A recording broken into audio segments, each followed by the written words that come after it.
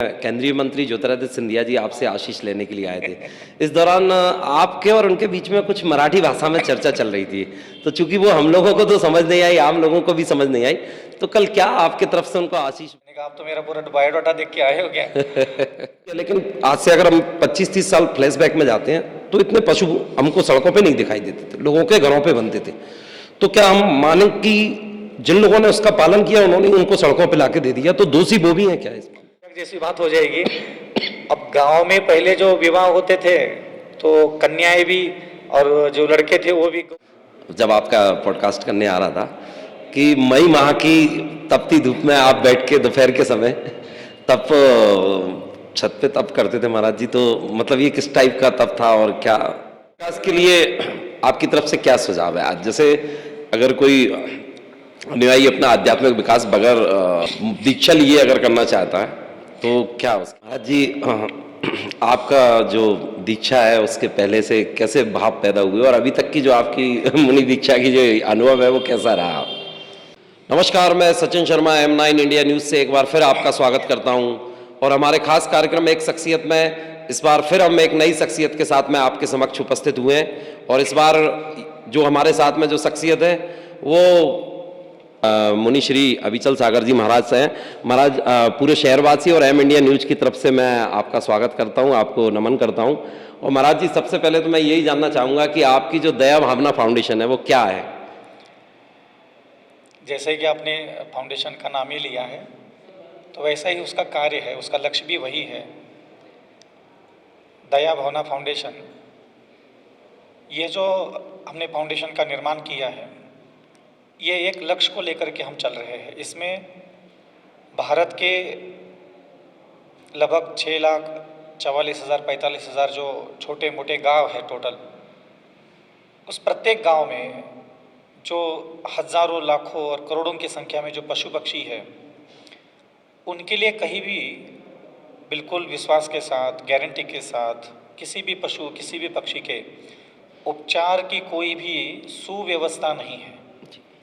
सरकार की तरफ से जो भी संरचनाएं संचालित है वो इतनी परिपक्व नहीं है, वो ढांचा इतना स्वस्थ नहीं है कि 24 घंटे में भारत के किसी भी स्थान पर कोई भी पशु कोई भी पक्षी जब घायल होता है, एक्सीडेंट होता है अथवा जख्मी होता है, बीमार होता है, तो निकट में कहीं भी ऐसी उपचार व्यवस्था नहीं होने के कारण मैंने इस फाउंडेशन का एक लक्ष्य ऐसा बनाया कि इसके द्वारा मैं संपूर्ण भारत में मेरे गुरुवर आचार्य विद्यासागर मुनि महाराज जी और मेरे गुरुवर आचार्य श्री समय सागर मुनि महाराज जी, इन दोनों के मंगल आशीर्वाद से मैंने इस फाउंडेशन की शुरुआत 2021 में किया था। और निरंतर हम लोग उस फाउंडेशन के द्वारा इस प्रकार की सेवा दे रहे हैं कि अभी तक हमारे लगभग 6-7 यूनिट ऐसे कार्य कर रहे हैं जिसमें मुक्त पशुओं के उपचार हो रहे हैं और उनको पूर्ण स्वस्थ होने पर्यंत हम लोग उपचार देते हैं। महाराज जी, ये संस्था अभी तक जो दया भावना फाउंडेशन है वो अभी तक मतलब कहाँ कहाँ कार्य कर चुकी है और अभी तक कितने अस्पतालों का निर्माण हो चुका है? 2021 में हमने शुरुआत किया था। मध्य प्रदेश में दतिया जिला है, दतिया जिले में सिद्ध क्षेत्र सोनागिरी जी है, उसमें एक बहुत छोटा यूनिट हमने शुरू किया था। और जब हमने उस यूनिट को शुरू किया तब ऐसा कुछ हमारे मन में नहीं था कि इसको इतना बृहद रूप देना है, विस्तृत रूप, विशाल शाखाएं निर्माण करना है। क्योंकि सोनागिरी जब मैं यात्रा से, क्योंकि हम लोग पैदल चलते हैं, तो जब मैं ग्वालियर से दतिया तक आ रहा था हाईवे पर, तो मैंने वहाँ कुछ मुक्त पशुओं को प्रातःकाल के समय में देखा कि वो 5-6 पशु ऐसे कुचले गए थे ट्रक डंपर से जैसे भी हो। तो मैंने वहाँ आसपास के सारे शासन प्रशासन को संपर्क करने की कोशिश की, लेकिन कहीं भी ऐसी व्यवस्था मुझे नहीं मिली कि मैं उन मुक्त पशुओं को स्वस्थ करूँ। तो सोनागिरी पहुँचने के बाद मेरे परिचित जितने भी श्रावक श्रेष्ठी थे ग्वालियर से जुड़े हुए, महावीर जैन जी है, अनुपम चौधरी है, पारस जैन है, अनिल शाह जी है, और भी बहुत सारे श्रावक श्रेष्ठी उस समय मेरे साथ जुड़े हुए थे। उनको मैंने जब ये बात कही तो उन्होंने उसको स्वीकृति की कि नहीं गुरुदेव, ये बहुत अच्छा कार्य है और इसमें अपन थोड़ा बहुत कुछ कर सकते हैं। तो वहाँ हमने एक छोटा सा 3-4 बीघा ज़मीन लेकर के उसमें एक छोटा सा अस्पताल चालू किया। और 3-4 माह के बाद हमने देखा कि प्रति माह लगभग 300-400 पशु हाईवे पर हमें एक्सीडेंटल मिल रहे हैं। और उनके पैर कुचले जाते हैं, पेट फट जाता है, टाँके लगाने की आवश्यकता पड़ती है। हाँ, कई बार ऐसे हफ्तों तक वो रोड के किनारे गौ-वंश ऐसे पड़ा ही रहता है, उसको कोई उठाने वाला भी नहीं है, क्योंकि एक तो पशु का वज़न इतना ज़्यादा होता है कि उसको आम जनता उठा करके किसी गाड़ी में भर करके। और दूसरी बात ये है कि प्रशासन हो चाहे भारत में कहीं भी, मतलब मैं पूरे भारत का नाम ले रहा हूँ जानबूझ करके आपके पास, जी। कहीं भी किसी भी जगह पशु को उठा करके किसी एक ऐसे स्थान पर ले जाना और उस स्थान पर पूर्ण स्वस्थ होने पर्यंत उस पशु का, उस पक्षी का उपचार हो सके, ऐसा कोई भी सरकार की तरफ से व्यवस्था नहीं है। और हम ही, जैसे हम लोग मानव कहलाते हैं, हमारे लिए हमने प्रत्येक गांव में, नगर में सैकड़ों की संख्या में हमारे लिए अस्पताल है, लेकिन पशुओं के लिए कहीं भी सुव्यवस्थित परिपूर्ण उपचार उपकरणों से युक्त कोई भी ऐसा ढांचा नहीं है। और मैं पिछले 4 साल से इस पर काम कर रहा हूँ और वर्तमान में मेरा ग्वालियर से झांसी जो 110 किलोमीटर का हाईवे है, मैं उसको अभी कवर कर रहा हूँ। साथ में मेरा एक यूनिट कार्य करता है झांसी, और झांसी के आसपास के चारों दिशाओं में लगभग 50-100 किलोमीटर के एरिया तक।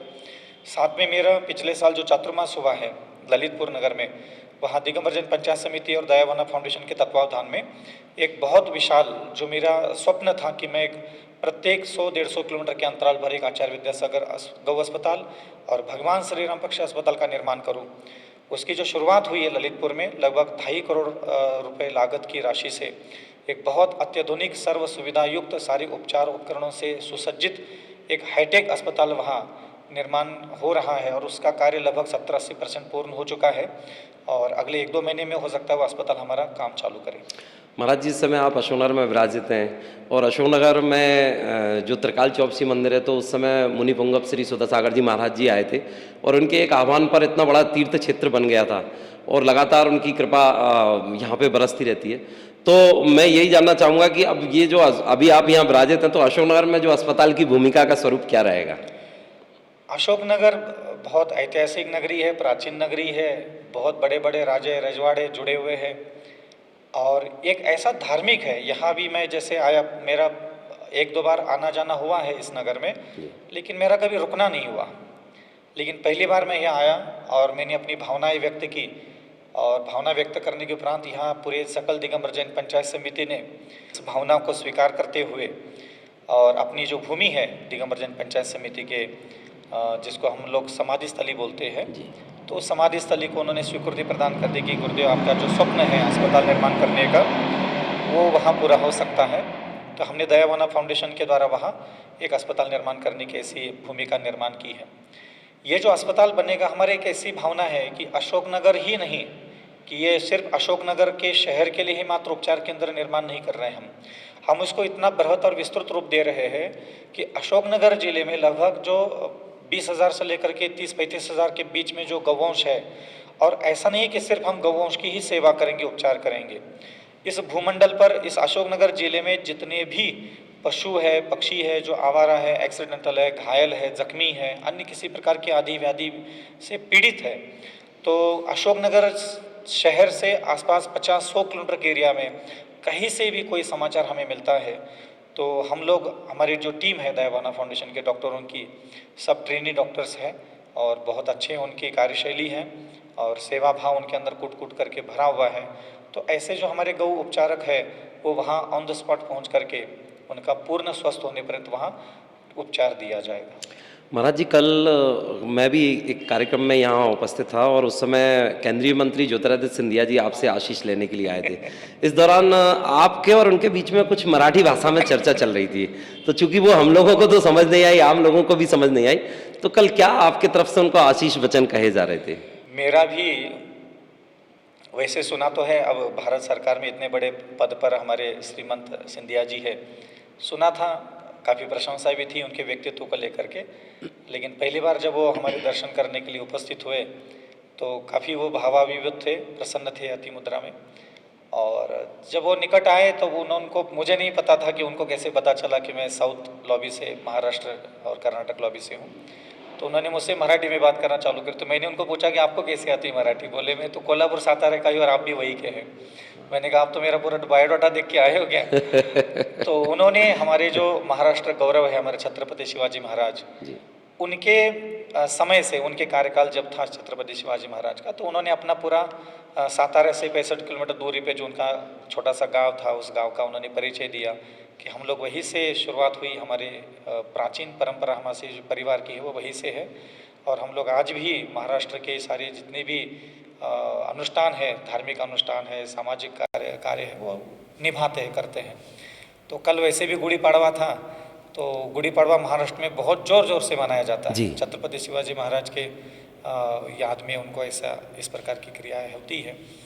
तो हमें भी अच्छा लगा उनके द्वारा मराठी दी, और काफ़ी विस्तृत चर्चा हुई। हमने ये भावना रखी थी उनके सामने कि हम अशोकनगर में तो एक बहुत अच्छा विस्तृत गौ अस्पताल खोलने जा रहे हैं, लेकिन हमारी ऐसी भावना है कि जो हम दया भावना फाउंडेशन से लक्ष्य लेके चल रहे हैं, हमारा लक्ष्य यही है कि भारत के प्रत्येक 4 लाइन 6 लाइन हाईवे पर और प्रत्येक ज़िले में दया भावना फाउंडेशन के द्वारा एक बहुत बड़ा गौ अस्पताल और पक्षी अस्पताल हम लोग निर्माण करना चाहते हैं।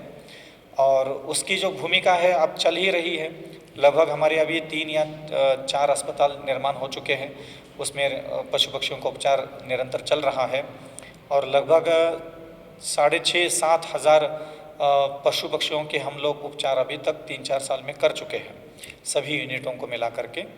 और इसी प्रकार यहाँ हमने भी उनसे सामने एक भावना रखी कि यहाँ जो आपका संसदीय क्षेत्र है, हम लोग संभल बोलते हैं इसको, तो उसमें भी हमने एक 5 अस्पतालों के भावना उनके सामने प्रकट की कि ग्वालियर मुरैना, ग्वालियर से भिंड है, ग्वालियर से शिवपुरी, शिवपुरी से गुना हाईवे, ये सारा पूरा का पूरा हमारा जो मालवा प्रांत आता है, बुंदेलखंड का भी कुछ एरिया है। तो हमने उनके सामने ये व्यक्त की, तो उन्होंने उसके लिए सहज प्रसन्नता से मतलब अत्यंत उत्सुकता से उन्होंने कहा कि गुरुदेव ये कार्य बहुत अच्छा है, और मैं पर्सनली इसमें इंटरेस्ट लेकर के इस कार्य को मैं गति प्रदान करूँगा। और दया भावना फाउंडेशन की टीम को भी, ट्रस्टियों को भी उन्होंने आमंत्रित किया है कि शीघ्र ही आकर के मेरे सामने बैठ करके आगे की जो भी रूपरेखा है, एक बृहद रूपरेखा का उन्होंने एक भावना रखी है। उनके मुख से तो यहाँ तक भावना प्रकट हुई है कि जैसे मैंने उनको कहा कि मैं संपूर्ण भारत में 108 गौ अस्पताल, पशु पक्षी अस्पताल चलाना चाहता हूँ, तो उन्होंने एक बात स्वयं ही भी कहा कि मध्य प्रदेश में कितना अस्पतालों की व्यवस्था है आप चाहते हैं।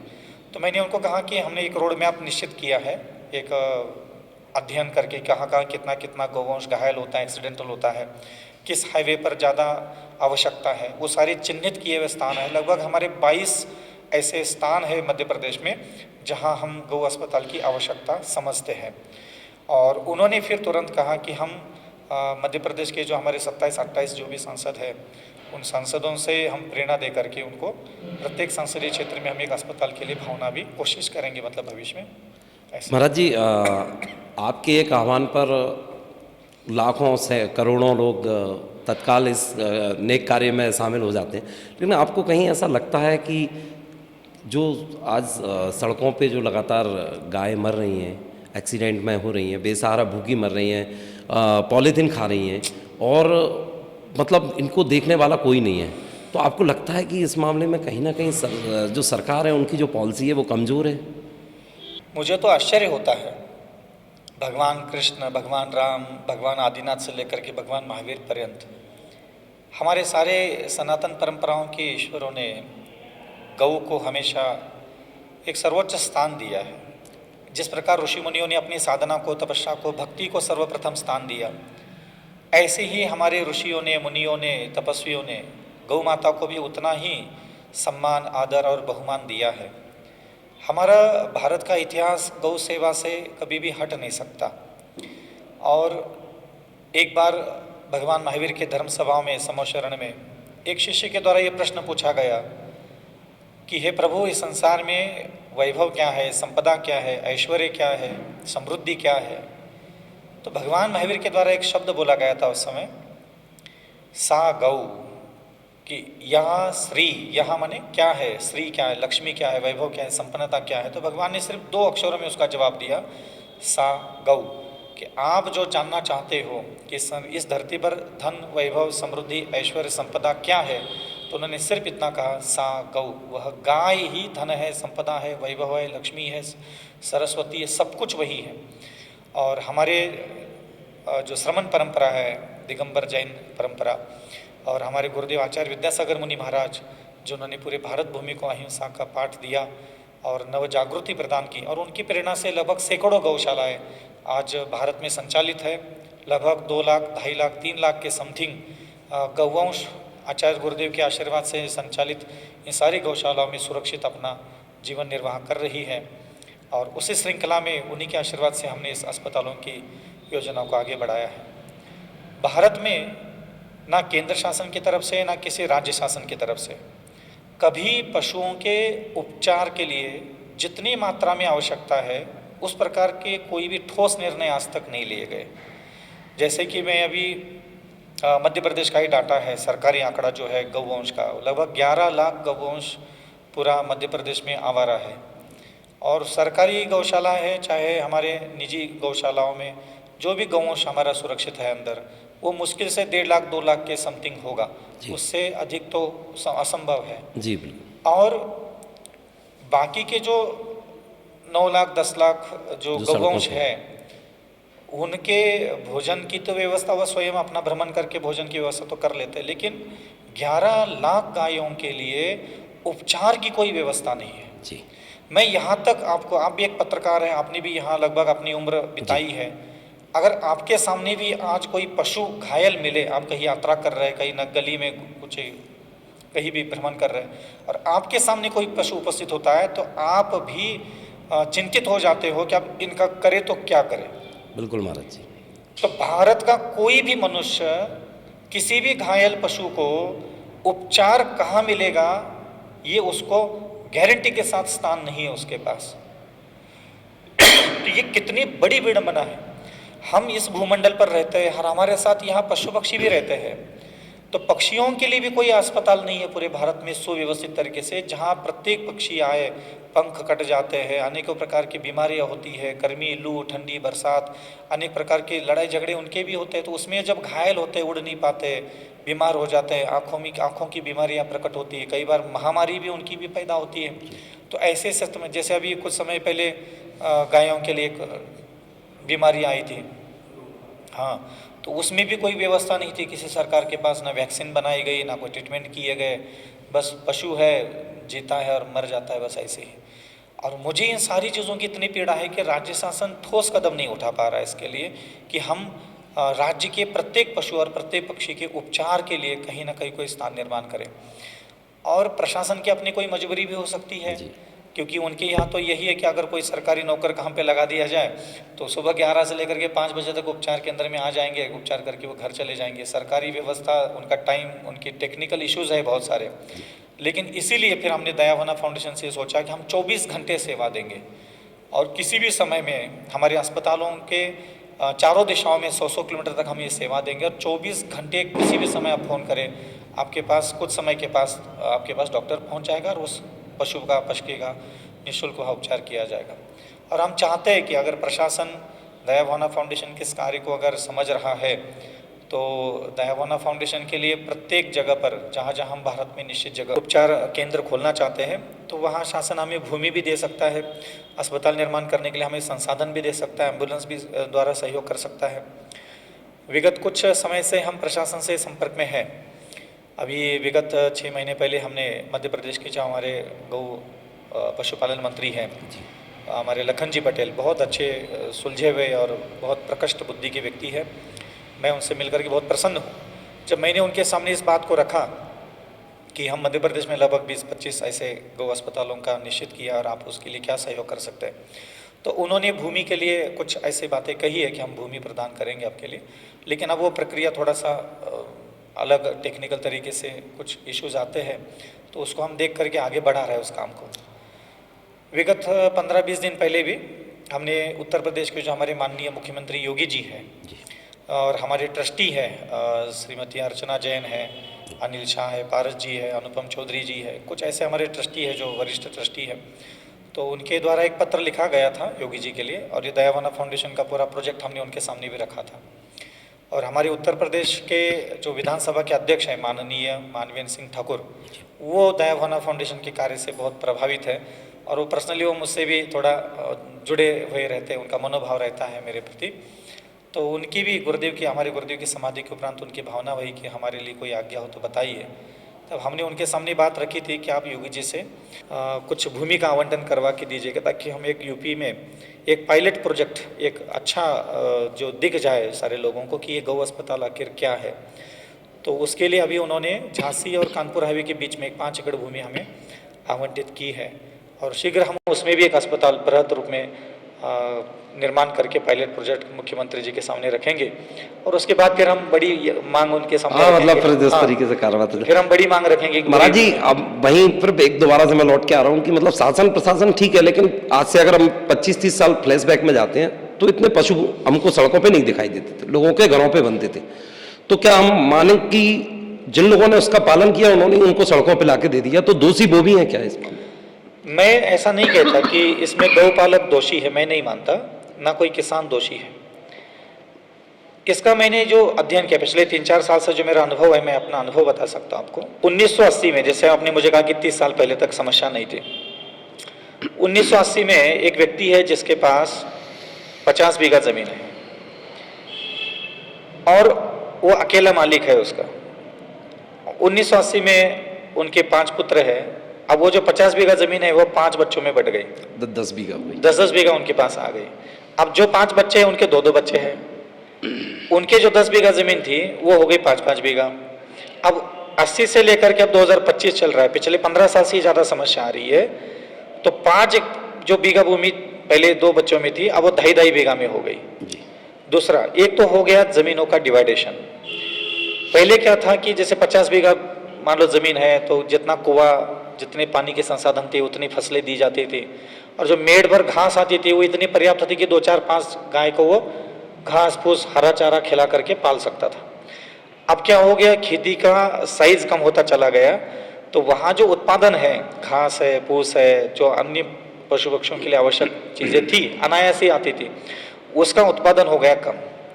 दूसरा, फसलों के लिए जागृति भी ज़्यादा बढ़ गई, पानी के संसाधन बढ़ गए, तो लोग अब पशु पक्षियों को भोजन की व्यवस्था की तरफ न ध्यान देते हुए आर्थिक रूप से वो सक्षम भी बन गए। तो सबको ये लगता है कि भाई अब हम तो दूध खरीद करके ही पियेंगे, हम क्यों गाय गली में बांधे। तो टेक्निकल प्रॉब्लम की वजह से किसान के आंगन में गाय नहीं है, उसकी आत्मिक इच्छा नहीं है कि मेरे आंगन में गाय ना हो। बहुत सारी ऐसी प्रकृति के द्वारा जो बदलाव उत्पन्न हो रहे हैं, बदलाव आ रहे हैं समाज में। और दूसरी बात ये भी है कि हमारा, अब ये तो हंसी मजाक जैसी बात हो जाएगी, अब गांव में पहले जो विवाह होते थे तो कन्याएं भी और जो लड़के थे वो भी गौ सेवा करने में, गोबर में हाथ डालना, गोमूत्र में खेलना, वो एक सहज बालक के समान क्रियाएं होती थी। आज हमारी सारी कन्याएं भी शिक्षित हो गई है, सुशिक्षित हो गई है, बहू बेटियां सारी पढ़ी लिखी है। अब उनको लगता है कि भाई हम गोबर में हाथ क्या डाले, गौमूत्र में क्या खेले, हमारे आंगन में तो ट्रैक्टर होना चाहिए, हमारे आंगन में तो अल्टो होना चाहिए, गाड़ी होना चाहिए। सही बात है।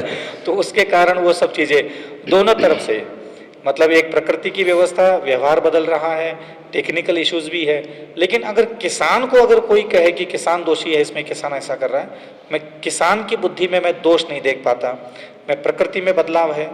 दूसरा कारण ये भी है कि रोड पर पशुओं का आना क्यों, क्योंकि क्या है कि पिछले 15 साल से अभी सरकार ने काफ़ी चतुर्मुखी विकास किया। भारत के विकास के लिए सबसे बड़ा महत्वपूर्ण भूमिका निभाती है ये हमारे राजमार्ग, राष्ट्रीय मार्ग होते हैं, इनका बहुत बड़ा विकास हुआ है।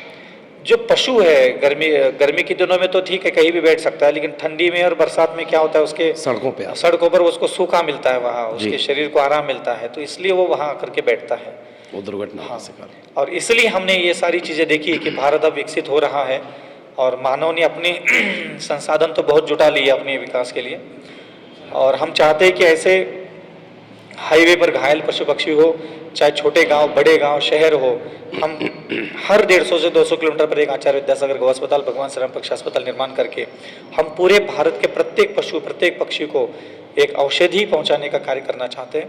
और ऐसा भी नहीं है कि हमारा अस्पताल कोई बहुत बड़ी राशि से कोई बहुत बड़ा। हाँ महाराज जी, वही मेरे जहन में एक सवाल आया था, मैं आपको बीच में मैं क्षमा चाहता हूँ, आपसे मैं रोकूंगा कि एक अस्पताल का लगभग क्या कॉस्टिंग बैठेगा, मतलब अगर पूरी व्यवस्था वहाँ प्रॉपर चिकित्सक से लेके वहाँ अटेंडर और अन्य सुविधाएं अगर जुटाई जाए तो आप क्या लक्ष्य मान रहे हैं एक अस्पताल का? वैसे हमारी वेबसाइट पर सारी जानकारी तो है ही, जो भी ट्रस्टी है उनसे भी ले सकते हैं। लगभग हम 1 एकड़ 2 एकड़ भूमि की आवश्यकता हमारे अस्पताल के लिए है।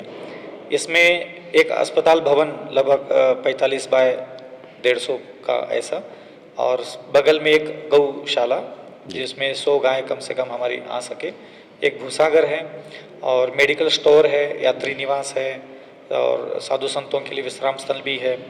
उसमें बोरिंग व्यवस्था, 4 कमरे स्टाफ के लिए, एक ऑफिस रूम है और बाकी के सारे जितने ऑपरेशन थिएटर भी हम उसमें डेवलप करते हैं, और हैंगिंग मशीन्स है, रबड़ बेड्स है, जो भी पशु के लिए सबसे अच्छा उपचार यंत्र है, सुसज्जित है, उन सारी यंत्र सामग्री हम वहाँ रखेंगे। और लगभग जो हमारे अस्पताल का पूरा ज़मीन से लेकर के पूरा निर्माण तक लगभग हमने 1.5 करोड़ से लेकर के 1 करोड़ 80 लाख तक हमने उसका एक बजट रखा है। इतनी राशि में ये पूरा ज़मीन, पूरा निर्माण, पूरा अस्पताल हमारा, जिसमें हम लोग हाइड्रोलिक एम्बुलेंस भी रखते हैं। जो एम्बुलेंस जिसमें मनुष्यों की ज़्यादा आवश्यकता नहीं पड़ती, स्वयं ही वो हाइड्रोलिक के माध्यम से गाय को उठा लेता है और अपने वाहन में ला करके वो अस्पताल तक पहुंच जाता है। तो ये बहुत अच्छी ऐसी हाईटेक हमारा लक्ष्य है कि हम प्रत्येक 150 किलोमीटर के अंतराल पर हमारे गुरुदेव के नाम से हम अस्पताल निर्माण करना चाहते हैं। महाराज जी, जैसे दया भावना फाउंडेशन में अगर हम बात करें, दिगंबर जैन समाज के अलावा अगर अन्य जो गौ सेवक हैं वो भी जुड़ना चाहे तो उनके लिए क्या? बिल्कुल बिल्कुल जुड़ना चाहिए, क्योंकि ये दया भावना फाउंडेशन कोई जैन समाज का ही ऐसा नहीं है। जी जी, जी। हाँ, लोग ऐसा ना समझे कि कोई जैन समाज का है, लेकिन इसमें मैं सारे सनातन धर्म के जितने भी अहिंसा प्रेमी, गौ प्रेमी हैं, हमारे यदुवंशी भगवान राम को मानने वाले, शिव जी को मानने वाले हैं, और जो भी व्यक्ति अगर इस दया भावना फाउंडेशन से जुड़ करके अपने एक योगदान देना चाहता है, सहयोग करना चाहता है, और मैं तो ये कहता हूँ कि जो व्यक्ति सक्षम है भारत भूमि में, जिसको लगता है भाई मैं एक अस्पताल बना सकता हूँ अपने परिवार के नाम से, उसका युगों युगों तक हम संचालन कर सकते हैं। क्योंकि मेरा ऐसा अनुभव है कि एक अस्पताल निर्माण करने के उपरांत लगभग 1 वर्ष में 5,000 से लेकर के 8,000 के बीच में पशु पक्षियों के उपचार होने की संभावना है। अभी तक मेरे जितने यूनिट चल रहे हैं, उस यूनिट का जो एवरेज है वो हमारा यही है, लगभग 300, 400, 500 पशु पक्षी प्रति माह हमारे यहाँ उपचार करके स्वस्थ हो जाते हैं। महाराज जी, अब हम दया भावना फाउंडेशन से थोड़ा सा निकलते हैं, और मैंने अभी मेरे सुनने में एक चीज़ और आई है, आपने जो भविष्य की एक योजना तैयार की है वो किन्नरों के लिए की है।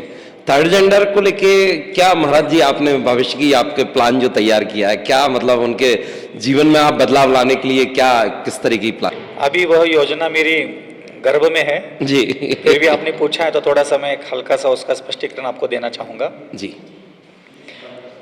जैसे कि आपने सुना है कि दया भावना फाउंडेशन एक उपचार केंद्र में आगे बढ़ रहा है कार्य करते हुए, लेकिन एक विडंबना की बात भी है ऐसी जिसकी तरफ आज तक किसी का भी ध्यान नहीं गया है। जैसे पशु पक्षियों के उपचार के लिए भारत में किसी का ध्यान नहीं गया, न राज्य शासनों का, न केंद्र शासनों का, ऐसे हमारे भारत में, भारत ही क्या पूरे विश्व में ही समझ लीजिए, कई ऐसे परिवार होते हैं जिन परिवारों में इस प्रकार के किन्नर बालक जन्म लेते हैं। जन्म लेने से लेकर के लगभग 8, 10 साल, 12 साल तक तो उनके शरीर में इस प्रकार की कोई बदलाव नहीं आते, लेकिन जब उनके शरीर में बदलाव आता है, मनोभावनाओं में बदलाव आने लग जाते हैं, तब परिवार हो चाहे लोकल की जो गली है, मोहल्ले है, तो वो थोड़ा सा वह अनकंफर्टेबल महसूस करने लग जाते हैं उनके साथ। घर में भी उनके बड़े भाई, छोटी बहनें, जो कुछ भी परिवार होता है, वो भी सब अस्त व्यस्त कहीं ना कहीं हो जाते हैं। आसपास के लोग अलग आंखों से देखने लग जाते हैं। जो ऐसे बच्चे होते हैं, मैंने ज़्यादातर जो अध्ययन किया अभी तक, तो उनकी शिक्षा भी कोई अधिक नहीं है। लगभग भारत में 42 लाख रजिस्टर इनकी यूनिटी के, इनके समाज के लोग हैं, थर्ड जेंडर के। हाँ जी, किन्नर समाज से, और लगभग 70-80% सब कम शिक्षित है। मैं ये तो नहीं कहूँगा कि शिक्षा नहीं मिली, लेकिन लगभग 4वीं, 5वीं, 6वीं, 7वीं, 8वीं तक तो वो पढ़े हैं। उसके बाद फिर वो हमारा ही समाज अपने स्कूलों में अन्य बच्चे उनके साथ बैठना नहीं चाहते, टीचर पढ़ाना नहीं चाहते, गली मोहल्ले में चर्चाएं होने लग जाती हैं। तो उसके कारण उनको आसपास के जो उनके अखाड़े होते हैं, उनके जो ग्रुप्स बने हैं, उन ग्रुप्स में उनको जाना पड़ता है। और हमारे समाज की ये भी एक विडंबना है कि कोई भी ऐसे जो बालक है, अगर वो सेल्फ डिपेंड होना भी चाहता है, तो ना ही ऐसे बालकों के लिए कोई दुकानों में काम देता है, ना कोई फैक्ट्री में काम देता है, ना कोई बगल में बैठ करके उनके चाय पीना चाहता है, ना भोजन करना चाहता है। कोई व्यक्ति उनसे मित्रता भी नहीं रखना चाहता। कोई व्यक्ति बैठ करके 10 मिनट क्या है, कैसा है बेटा, कोई तकलीफ तो है क्या, नहीं है, तो कोई उनके बारे में संभाषण तक, उचित संभाषण, प्रिय वचन तक बोलना उचित नहीं समझता। और वो इतना लंबा जीवन है उनको जीना होता है, तो उन्होंने अपने रास्ते अपनाए हैं। जी। तो वो रास्ते हमारे लिए कभी कभी अच्छे नहीं लगते कि यार वो आ गए और वो ऐसा ऐसा उन्होंने बोला किया हमसे धन मांगा। तो कई बार हम उनकी घृणा भी करते हैं, निंदा भी करते हैं, लेकिन वो वैसा काम कर रहे हैं उसके लिए हम लोग जिम्मेदार हैं कि हमारी मूल जो समाज के मूल धारा है हमारी, हमने उसमें उनको कभी प्रवेश होने नहीं दिया। तो उन सारी चीज़ों को जब मैंने देखा तो मुझे ऐसा लगा कि ये सारी समस्याओं का समाधान है शिक्षा से। जी। भारत में सभी जगह ब्लाइंड स्कूल है, मूक बधिर दिव्यांगों के लिए स्कूल है, लेकिन किन्नर समाज के जो बच्चे हैं लगभग 42 लाख उनकी पॉपुलेशन है, और कौन जानता है किस घर में किस परिवार में ऐसे संतान जन्म ले, कोई नहीं जानता। जी। तो ऐसे जो संतान जन्म ले रही है और आगे भी लेती रहेगी, तो क्या आज जो हम किन्नरों समाज का जो दुर्दशा देखते हैं, तो क्या वो आने वाली संतान भी, किन्नर भी क्या इसी प्रकार के रास्ते पर चले क्या? तो मुझे ऐसा लगे कि नहीं, जो आज तक बीत गया सो बीत गया। लेकिन मेरा एक ऐसा भाव है कि झांसी के पास एक ऐसा ओरछा हमारा नगर है ऐतिहासिक, उसमें एक किन्नर समाज के बच्चे जो ऐसे होंगे लगभग 8 साल से लेकर के 20 साल तक के बच्चों के लिए मेरा एक ऐसा भाव है कि मैं वहाँ एक हॉस्टल निर्माण करूँ। शुरुआती स्तर पर मैं एक हॉस्टल का ही भूमिका बना चुका हूँ, अभी तक मेरे मानस में है, और उसमें मैं भारत के सारे ऐसे इस ग्रुप के एज ग्रुप के बच्चों को आमंत्रित करना चाहूँगा एडवर्टाइज के माध्यम से, आपके पत्रकार बंधुओं के माध्यम से।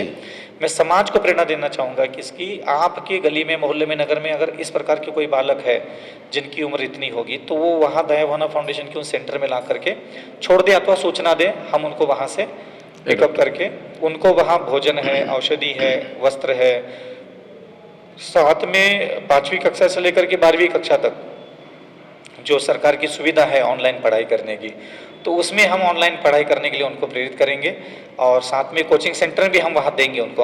उसी हॉस्टल में हम कोचिंग सेंटर भी चलाएंगे, वो जिस कक्षा का अध्ययन कर रहा है उसका वहाँ कोचिंग सेंटर भी चलवाने का विचार है। साथ में हम उनको एक मानव सभ्यता, उठना बैठना बोलना चलना है, और जो स्किल डेवलपमेंट की तरफ मेरा ज़्यादा ध्यान है कि मैं उनको निर्भर जीवन जीने के लिए प्रेरणा देना, स्वरोजगार के लिए स्वयं अपना जीवन स्वयं के मेहनत से आगे बढ़े।